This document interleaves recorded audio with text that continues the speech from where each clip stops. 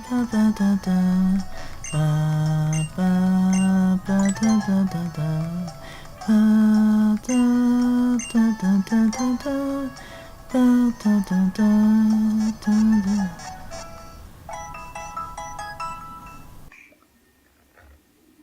all the things associated with my generation, as a young man born in 1991, I best relate to being a part of the Pokemon generation. On a very basic level, it's one of the few things that's very familiar to everyone in my generation, but largely alien to all generations before. Alongside Link, Sonic the Hedgehog, and Harry Potter, it's among the most iconic symbols of a generation of newly minted adults. And I dare say that having come out in the mid to late 90s, it really belongs to those of us born in the early 90s more so than those born in the late 80s. If you're 25 and under in 2013, chances are you were at the right age at the right time to be a part of the Pokemon craze.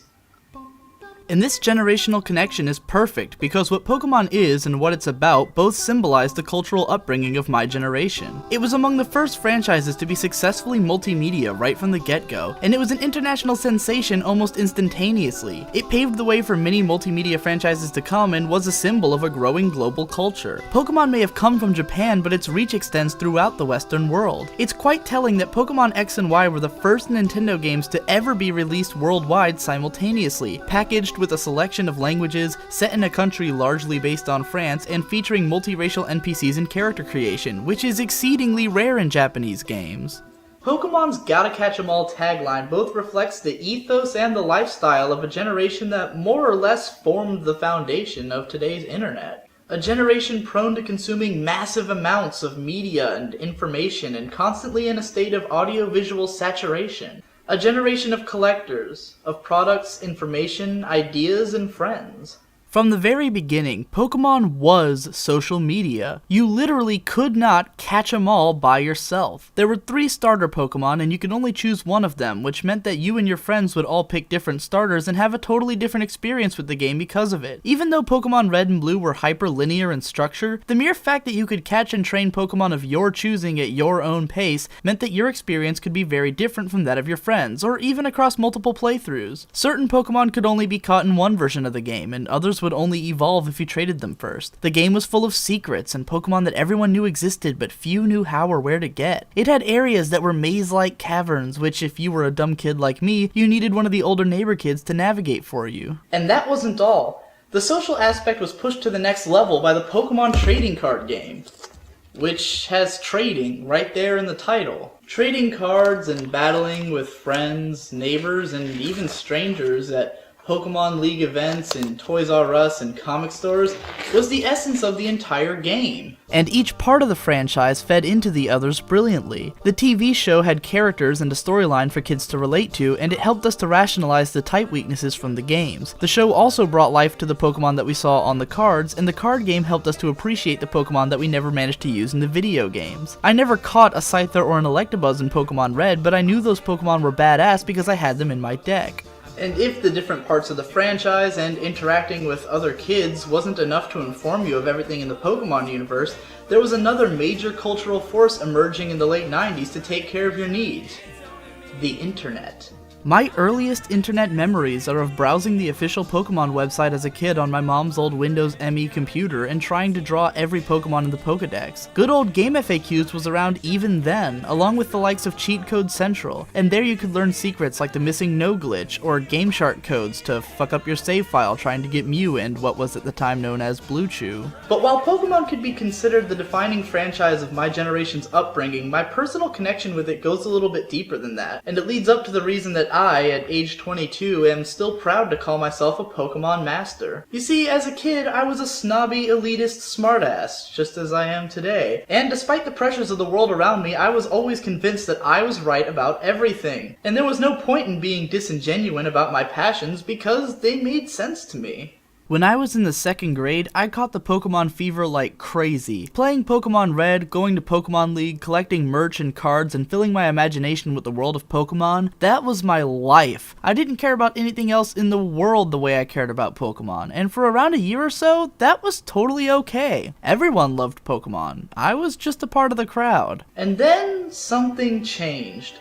By the time I was in the 3rd grade, Pokemon was suddenly not cool anymore. Everyone treated it like it was for little kids and they were too good for it. Pokemon wasn't the only reason that I was a target for bullying at that age, but it was one of the biggest ones. I was still coming to school in Pokemon t-shirts and stuff, and getting bullied for it only strengthened my resolve in doing so. I saw the other kids as being disingenuine, and I swore that I was never going to be like that. When I grew up, I was still going to love Pokemon, and all the other stuff I was into as a kid. In my childhood, I set a lot of goals and expectations for adult me to pick up on, especially with regards to my hobbies. Adult me was supposed to have a lot of money doing a job he loved. He was supposed to buy every video game that had ever been made and know everything there was to know about video games. He was going to have the money to actually buy individual Pokemon cards from the comic store because he was going to know how to build a deck based on legit strategies, and he was definitely going to have the patience and the know-how to actually fill a Pokedex in a Pokemon game. You see, despite the representative ethos of gotta catch 'em all, most kids my age did not, in fact, catch 'em all. Nor even really try that hard to, because it was a pain in the ass. We tried to catch the cool ones and the legendary ones, but most of us knew that our starter Pokemon was the best one anyway. Every Pokemon game is structured so that little kids can easily steamroll the entire game without pretty much ever catching a second Pokemon. The starter Pokemon have an extreme experience growth rate and will pretty much own the entire game. But as a passionate Pokemon fan, I always felt guilty about the fact that I could never catch more than 30 or so Pokemon without getting bored. The game was a lot harder if you actually tried to have a balanced team, and for me the more important goal was having a team of level 99 Pokemon by fighting the Elite Four over and over again. I knew, however, that other people had caught them all, and much like the people who always beat my ass at Pokemon League, they were mostly teenagers and adults. People with a lot more patience and knowledge than I had, who I looked up to and hoped I could be like one day. My childhood Pokemon obsession lasted around 4 years. It inhabited the span of Pokemon Red, Silver, the 2 Stadium games, the first 6 or so sets of the cards, the first and second anime series, and an endless stream of merch. When I was 11, I developed a whole new passion towards anime in general, and when Pokemon Ruby came out, I couldn't seem to get as into it as I had gotten into the old games. I never finished it, and while I considered my love of Pokemon to be undying, I never even bothered with Diamond and Pearl, as they came out in a time when I wasn't really into gaming, on a console I never personally owned, though both of my brothers did. I never really felt like I was growing out of Pokemon, but there was just too much other stuff that I was more interested in. I felt a little guilty about not being able to keep up with the franchise as the games, movies, cards, and TV shows kept coming out without me being able to keep up. Pokemon started to be more nostalgic and less something that I was actively invested in. But it also felt like it was something I was always just waiting for the right time to get back into. I always felt that while I might not ever reclaim the single-minded devotion that I had to these games as a kid, at some point I was going to catch up on all these games, learn all these new Pokemon, and finally feel like Pokemon was an important part of my life again. Who's that Pokemon? It's Onyx! And so, over the course of about 4 years, I started making progress. In early 2009, I started playing Red again, and I found that it was still a really fun bit of nostalgia. However, in what would become a disturbing trend, I decided to make a blog post about my playthrough of the game when I was around the 3rd gym. After making this post, I might have played another hour or so before getting into something else and never getting back to it. When Soul Silver came out in 2010, I was fucking stoked. I'd always considered Silver to be the series highlight and one of my all-time favorite video games. This time I was making a post after beating each gym leader in what was basically a let's play before I knew that let's plays were a thing. This time I made it through 4 gyms before burning out. And in 2011 I got onto my biggest Pokemon kick of the bunch. White and Black were exciting games that seemed to almost reboot the originals in a fresh package. It had entirely new Pokemon with no carryovers, making it a great place to rejoin the franchise as someone who'd missed a couple generations. And it was in a much slicker package than any of the games before. And at the same time, the Pokemon anime entered a new series with the first time that neither Brock nor Misty were present as Ash's companions. Now he was traveling with 2 new gym leaders, both of whom were played by some of my favorite Japanese voice actors, and it was way more entertaining than the last few generations of the anime had been. Pokemon seemed to have reached its zenith, and I was extremely excited. For about 2 weeks, I made it up through the 4th gym in White, and I never finished the game. Yet, even after all of those missteps, I still felt like it was only a matter of time before I'd get back into the franchise. Maybe when I finally had less stuff that I was involved in and was ready to take a step back and really appreciate one of these games, I'd be able to recoup with the franchise at long last. What I didn't expect was how this would occur at a pivotal moment in my adulthood in 2013.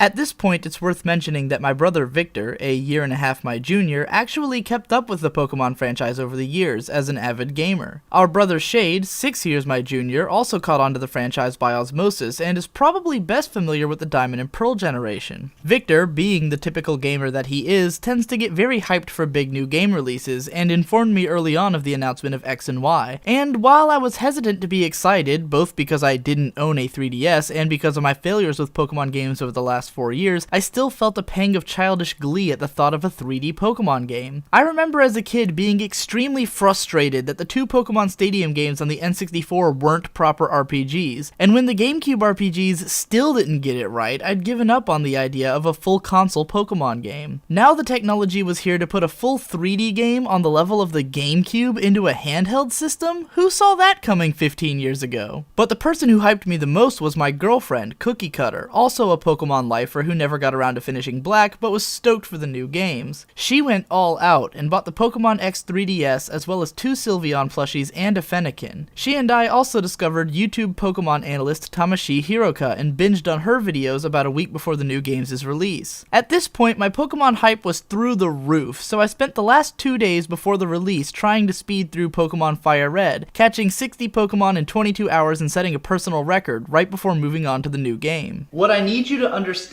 is the gravity of buying Pokemon Y at my age. I purchased this 3DS for $200, which is an amount of money that would have been alien to me more than a year ago. It was the most I've ever spent on something that was purely for entertainment. I even bought this Froakie plushie along with the game. And I bought these using the money that I made from doing analysis videos for this very channel. Money that I made doing what I'm passionate about at the outset of my career. I've also matured a lot as a gamer this past year. I'd always been the type of player who races through a game at top speed, and anytime I took a little longer with a game, I'd tend to lose interest and move on to something else. Only recently did I come to realize that games give the most gratification when the player takes their time to see all that the game has to offer. The idea of blasting through another Pokemon game doesn't really appeal to me at this point. After all, I know that these are easy games that I could bowl over with my starter Pokemon if I wanted to. However, catching all of the Pokemon is a challenge. Trying to level a constantly changing roster of monsters forces the player to think more about the type differences and strategically choosing which monsters to bring to which battles. It also forces the player to explore all of the game's systems, since there are a ton of evolutions that come from minigames, world exploration, breeding, and research. Playing to catch 'em all completely changes the pacing and challenge of the game into something new. The experience of getting into and finishing this game was immensely satisfying, starting right from going to the midnight release with my cousin and Victor. There were easily 40 to 50 people there, mostly adults, playing Animal Crossing on their 3DS and collecting free swag. Because I got the game so early, I got to experience the rare phenomenon of not having all the information about it from the get-go. Egoraptor described that experience as simultaneously super cool and mysterious, but also frustrating and agonizing. And it was quite interesting to follow along with the Game FAQs forums and Cerebi.net as they slowly hashed out the information at the same rate that I was discovering it. Cookie Cutter also decided to catch all the Pokemon, albeit at a more relaxed pace than myself, and the two of us traded extensively to help along with our collections. Between her and Victor, I was easily able to get all 3 of the starter Pokemon from each generation. I also told my YouTube audience that I was playing the game and collected more than 70 friend codes, even though I was rarely able to actually get online. Once I only had around 60 Pokemon left to catch, I put out a Google Doc listing them and got a bunch of help from trades that way as well. Having that many friend codes also offered me a lot of opportunity in the game's Friend Safari feature, which I hadn't even known was a thing beforehand. Coming together with so many people over this lifetime passion of mine was intensely gratifying. Even my friends who couldn't afford to buy the new games or a 3DS system were playing along with Black, White, and Heart Gold on old DSs and emulators in order to feel in on the Pokemon experience.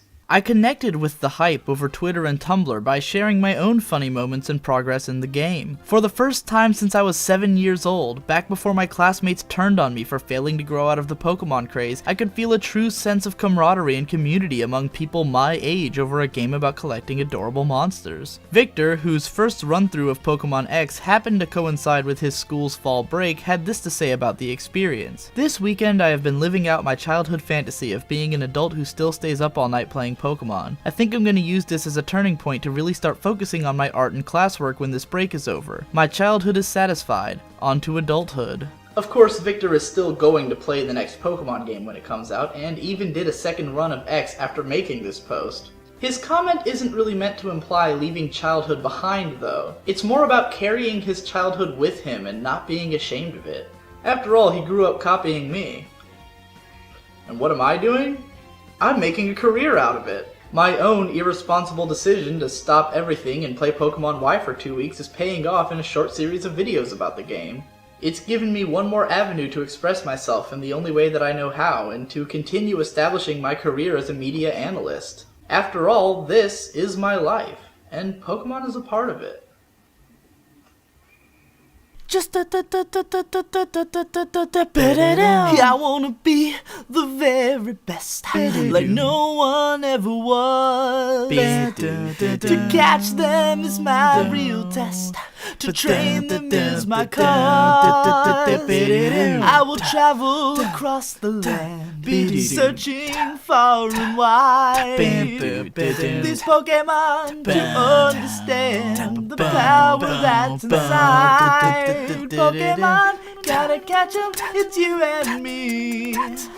I know it's our destiny, Pokemon. Oh, you're my best friend. In a world we must be bad.